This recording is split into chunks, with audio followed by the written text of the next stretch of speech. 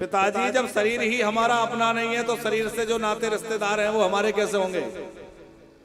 पत्नी, पुत्र, परिवार, पर वो हमारा कैसे? तो क्या सबको छोड़ दें? बोले छोड़ना नहीं है, सबसे अच्छा व्यवहार करें, सबसे मिलजुल कर रहें, लेकिन मन संसार में ना लगाएं। मन तो भगवान के चरणों में लगाएं, क्योंकि जाना तो वहां है। हमारे सच्चे संबंधी तो वो हैं। ये तो ऐसे समझ लीजिए हमारी एक यात्रा चल रही है, जीवन की यात्रा। इस जीवन को कहते हैं ना जीवन यात्रा। अब जैसे आप ट्रेन में यात्रा कर रहे हैं और साथ में जो लोग बैठे हैं, अच्छा व्यवहार करोगे तो रास्ता अच्छे से कट जाएगा। कई लोग ऐसे होते हैं कि ट्रेन में बैठेंगे, थोड़ी देर के लिए वहां भी झगड़ा करेंगे। अच्छा श्रीवास्तव जी, हमें यात्रा करनी है और हमने टिकट कराई और निश्चित तिथि पे हम जैसे अपनी ट्रेन में चढ़े तो अपने सीट के ऊपर कितना बड़ा अधिकार जताते हैं। कोई पहले से बैठा हो, हटो हटो हमारी सीट है, ये हमारा रिजर्वेशन है, देखो हमारा नंबर, हटो। कैसे हटाते हैं उसको? अच्छा कोई आके बैठ जाए तो बोले नहीं नहीं हमारी सीट है, अभी नहीं, हटो। उस सीट में कितना मोह हमें हो जाता है, हमारी है, लेकिन कब तक रहता है? जब तक स्टेशन नहीं आ जाता। स्टेशन आ जाए, हम गाड़ी से नीचे, अब उस सीट पे जो मर्जी आके बैठे, हमें कोई लेना देना नहीं। ऐसे जीवन में हम आए तो जीवन में भले ही हमें मोह है, ठीक है, लेकिन ये ध्यान रहे कि जब जीवन का स्टेशन आए तो सीट छोड़नी है। स्टेशन तो आएगा, अब स्टेशन के नजदीक गाड़ी पहुंचने वाली है, जीवन का आखिरी चरण चल रहा है, अब कब स्टेशन आ जाए, गाड़ी रुक जाए पता नहीं, और सीट पकड़ के बैठे छोड़ूंगा नहीं तो क्या होगा? काले कोट वाला आएगा, धक्का देके कहेगा तुम्हारा टिकट खत्म, उतरो। तो उसी तरह यमराज के काले काले दूत आएंगे, धक्का देके निकालेंगे, चलो तुम्हारा टिकट पूरा हो गया। तो भैया वो धक्का देके निकालें, उसके पहले सीट का मोह छोड़ दो और ठाकुर जी के चरणों का आश्रय ले लो। प्रभु अब तो आप अपना बना लीजिए। अच्छा दूसरी बात, जब रेलगाड़ी प्लेटफॉर्म पर आने वाली होती, स्टेशन पे आने वाली है, तो ट्रैक बदल लेती है। जिस ट्रैक पे चल रही है उसको छोड़ के मेन लाइन को लूप लाइन में आ जाती है।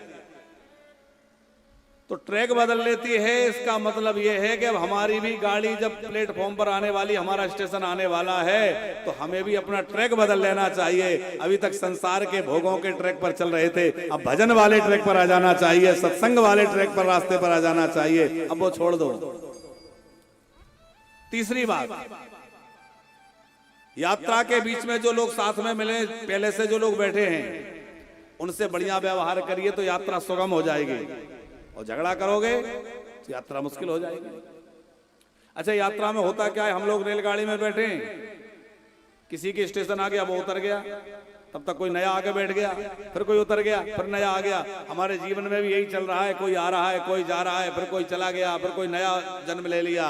ये जीवन यात्रा है, एक दिन हमारा भी स्टेशन आना है, लेकिन करना क्या है? बोले करना यह है कि अपने स्टेशन का, अपना गंतव्य का ध्यान रखना है कि हमें कहाँ जाना है।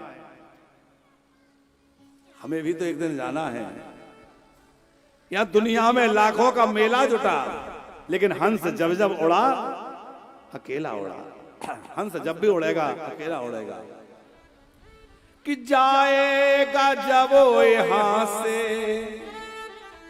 कुछ भी न पास होगा, 2 गज कफन का टुकड़ा तेरा लिबास होगा, 2 गज कफन का टुकड़ा तेरा लिबास होगा।